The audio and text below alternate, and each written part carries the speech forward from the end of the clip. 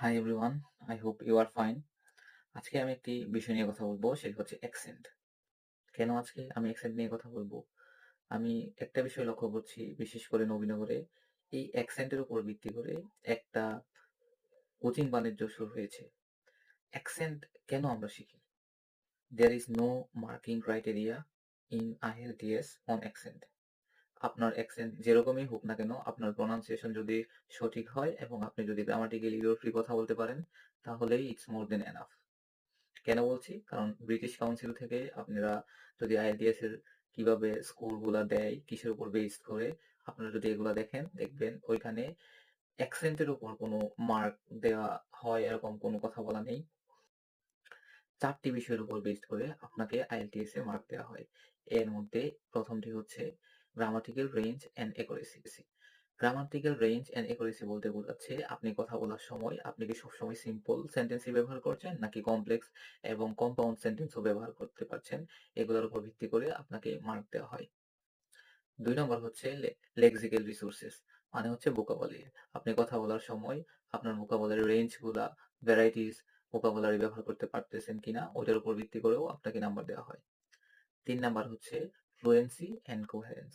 আপনাকে যেই প্রশ্ন করা হয় ওই প্রশ্নের উত্তর আপনি ফিলিং ওয়ার্ড যেমন আ এগুলো ব্যবহার ব্যতীত কত সুন্দরভাবে দিতে পারছেন তার উপর ভিত্তি করে আপনাকে নাম্বার দেওয়া হয়। ৪ নাম্বার হচ্ছে প্রনাউন্সিয়েশন। প্রনাউন্সিয়েশন হচ্ছে আপনি কোনো ওয়ার্ড সঠিকভাবে উচ্চারণ করতে পারছেন কিনা ওইটার উপর ভিত্তি করে আপনাকে নাম্বার দেওয়া হয়। এবং আপনারা প্রনাউন্সিয়েশনকে অ্যাকসেন্টের সাথে গুলিয়ে ফেলবেন না। দে আর ডিফারেন্ট।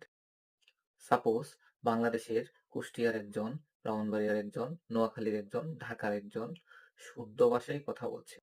কিন্তু তাদের কথা বলার ভঙ্গিমা বা শব্দের উপর তাদের যে স্ট্রেস দেয় ওইগুলা আলাদা হতেই পারে। তার মানে কি আপনি বলবেন যে একজন সঠিক বলছে এবং অন্যজন ভুল বলছে? ব্রিটিশরা ওয়ার্ডের উপর একভাবে স্ট্রেস দেয়, আমেরিকানরা আরেকভাবে, আইরিশরা আরেকভাবে, অস্ট্রেলিয়ানরা আরেকভাবে, ইন্ডিয়ানরা আরেকভাবে। এটা গুরুত্বপূর্ণ যে আপনি গ্রামাটিক্যাল এরর ফ্রি এবং সঠিকভাবে প্রনাউন্সিয়েশন করে আপনি কথাগুলা গুছিয়ে বলতে পারছেন। আমাদের বাংলাদেশের গর্ব ডক্টর ইউনূস সহ যারা বাংলাদেশ থেকে ভালো জায়গায় কাজ করছেন, তাদের ইংরেজিগুলো আপনারা শুনে দেখতে পারেন যে তারা তাদের অ্যাকসেন্ট গুলো বাঙালি অ্যাকসেন্টই। বাংলাদেশের মতোই করে তারা কথা বলে। তাদের অ্যাকসেন্ট গুলো কিন্তু ব্রিটিশদের মতো না। শুধু আমরা কেন ব্রিটিশ অ্যাকসেন্ট শিখতে গিয়ে এত সময় এবং বাচ্চাদেরকে চাপ দিব? In speaking, fluency is more important than accuracy. But আপনি যখন লিখতে যাবেন তখন অবশ্যই আপনার লেখাটা গ্রামাটিক্যাল এরর ফ্রি হতে হবে।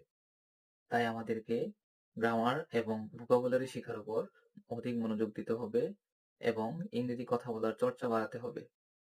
অ্যাকসেন্ট আপনি শখের বশে শিখতে পারেন, কিন্তু বাচ্চাদেরকে প্রেশার ক্রিয়েট করে অ্যাকসেন্ট শেখানোর কোনো মানেই হয় না। ধন্যবাদ। বাই।